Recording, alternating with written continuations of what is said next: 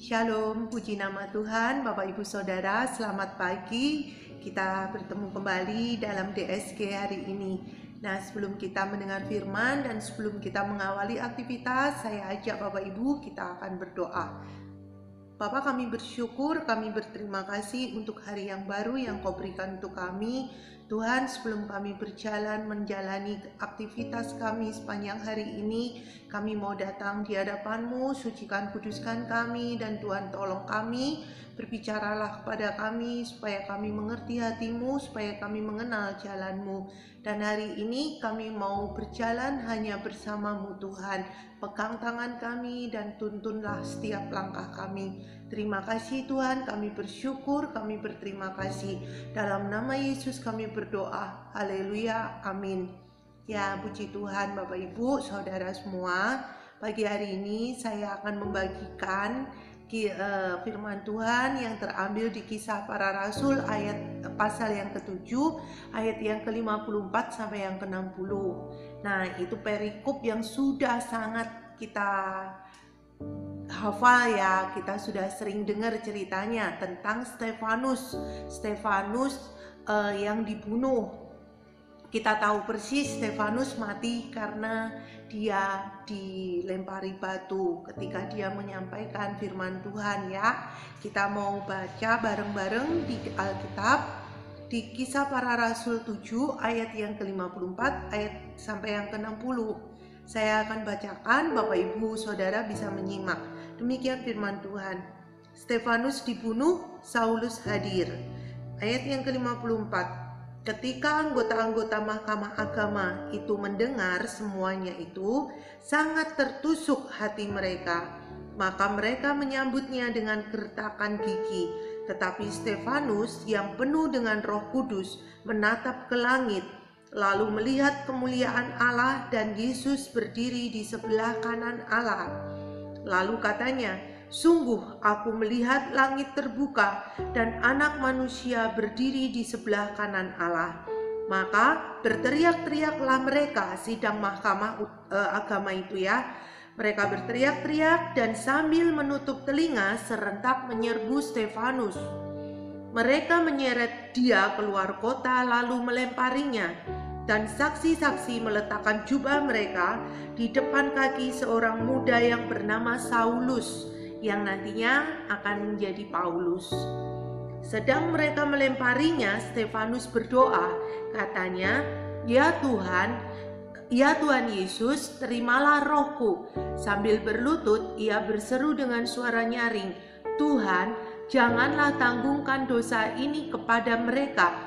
Dan dengan perkataan itu meninggallah ia. Puji nama Tuhan. Kalimat-kalimat Stefanus ini saudara hampir mirip dengan kalimat-kalimat yang Tuhan Yesus sampaikan ketika dia di atas kayu salib, ketika dia berdoa. Dia juga bilang, "Bapa, ampunilah mereka karena mereka tidak tahu apa yang mereka perbuat." Ya, Stefanus ini adalah salah satu pelayan yang direkrut karena 12 murid Yesus itu dalam tanda kutip kewalahan dalam pelayanan melayani jemaat, melayani pelayanan meja gitu ya Bapak Ibu Saudara. Jadi kenapa kalau kita sekarang ada pelayan mimbar, ada pelayan yang di bawah. Nah, waktu itu pelayan yang di bawah itu belum ada, jadi mereka kecontalan gitu ya, mereka kewalahan melayani jemaat. Akhirnya mereka memutuskan untuk memilih 7 orang pelayan yang melayani jemaat. Nah, salah satunya adalah Stefanus. Nah, waktu itu ketika kejadian Stefanus dibunuh ini saudara, itu tidak berlangsung lama semenjak Tuhan Yesus disalib dan disiksa dan disalib. Nah, ketika Tuhan Yesus disiksa, disalib, dia mati, kemudian dia bangkit, dia naik ke surga. Murid-murid berkumpul di loteng Yerusalem, dipenuhi Roh Kudus. Nah, pada masa-masa itu adalah masa-masa yang sangat mencekam untuk pengikut Yesus. Karena pada waktu itu orang Yahudi, sampai sekarang juga masih ada yang belum percaya sama Tuhan Yesus, mereka menganggap apa yang Yesus ajarkan itu sesuatu yang sesat. Jadi ketika mereka sudah membunuh Yesus, mereka berpikir harus menghabisi semua pengikutnya. Nah, jadi Bapak Ibu Saudara bisa membayangkan betapa mencekamnya waktu itu orang-orang yang mempunyai iman untuk mengikut Yesus. Nah, salah satunya adalah si Stefanus ini. Nah, di Alkitab dikatakan yang tadi kita baca, kemarin sudah dibahas di DSK yang sebelumnya ya Bapak Ibu Saudara, perjalanannya rasul-rasul dan juga Stefanus. Hari ini ketika kita membaca tentang Stefanus dibunuh, penyebabnya itu boleh dibilang sangat simpel. Kenapa? Karena si Stefanus ini mengabarkan kabar baik. Dia menceritakan tentang Tuhan Yesus, tetapi Mahkamah Agama yang notabene orang Yahudi, mereka nggak suka. Mereka kan mau berpikir ini itu ajaran sesat, dan mereka hendak membunuh Stefanus. Dan ayat yang ke-54 tadi kita dengar, ketika anggota-anggota Mahkamah Agama itu mendengar, tertusuklah hati mereka. Ini kan aneh saudara, yang disampaikan firman Tuhan, yang disampaikan itu suara Tuhan. Kenapa mereka bisa tertusuk hatinya? Kenapa mereka bisa marah? Dan kenapa mereka bisa naik pitam gitu ya? Nah, tapi demikian firman Tuhan mengatakan. Firman Tuhan mengatakan punya telinga tidak bisa mendengar, punya mata tidak bisa melihat. Itu yang terjadi. Orang-orang Yahudi ini tegar tengkuk. Mereka betul-betul mengeraskan hati. Mereka tidak mau menerima apa yang Tuhan sampaikan. Bahkan Tuhan Yesus pun mereka tidak percaya.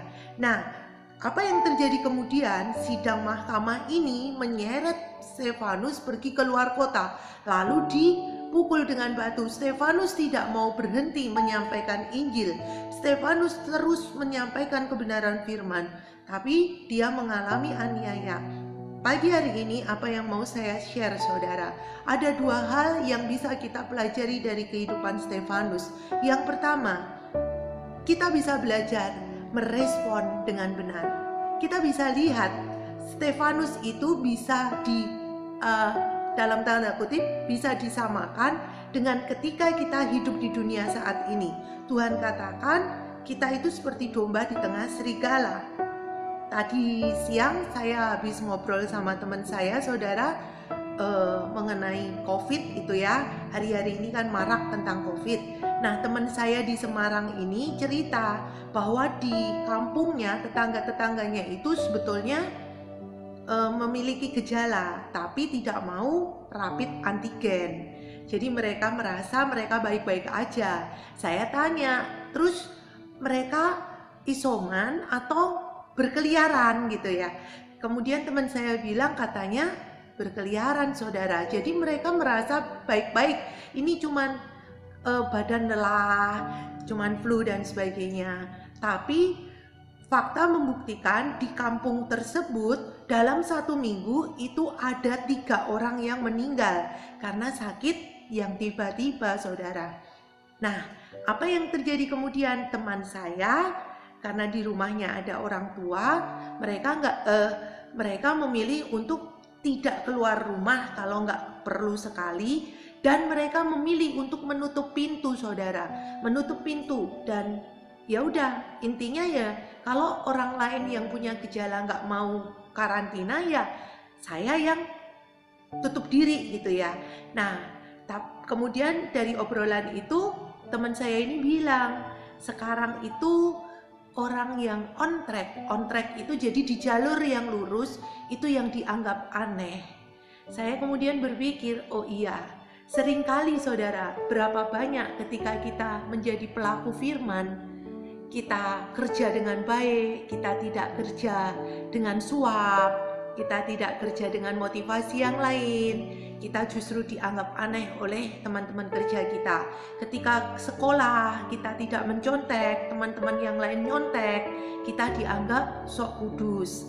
Ketika kita di kampung, di pertemuan, kita berdoa sebelum makan atau apa begitu saudara, kita dianggap sok rohani ya. Itu jadi Ya, apa ya saudara? Itulah keadaan dunia sekarang, dunia hari-hari akhir yang Tuhan Yesus katakan, semakin yang jahat bertambah jahat, yang baik bertambah baik. Jadi apa yang mau kita pilih saudara? Respon yang seperti apa?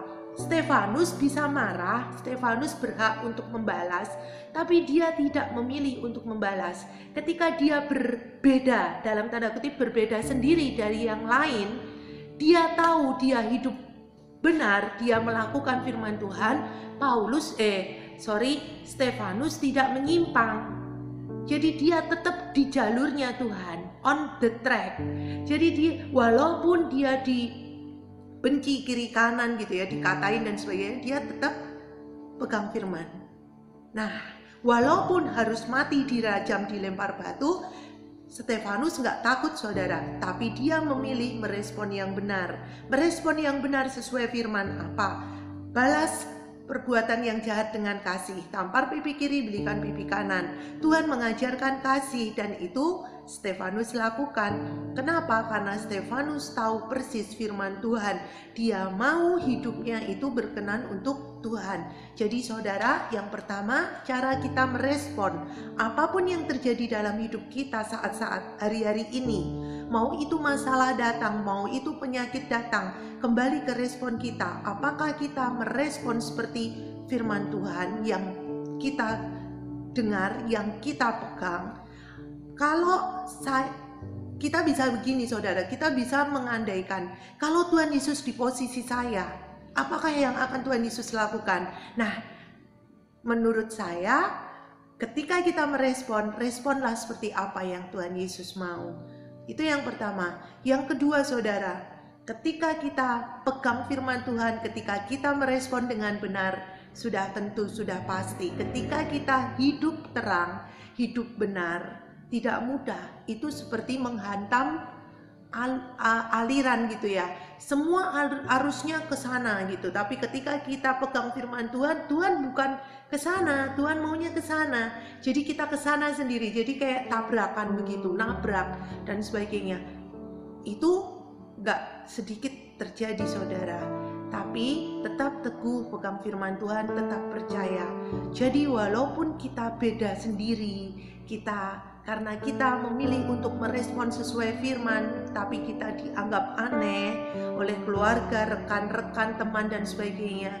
Jangan menyerah saudara, tetap pegang firman Tuhan, tetap lakukan firman Tuhan.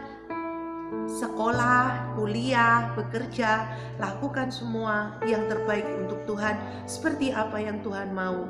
Jangan membalas kejahatan dengan kejahatan, tapi kembalikan semuanya sama Tuhan karena hak penghakiman ada di tangan Tuhan. Bagian kita hanya belajar menjadi seperti Stefanus, pegang firman Tuhan, hidup dalam firman, dan merespon yang benar.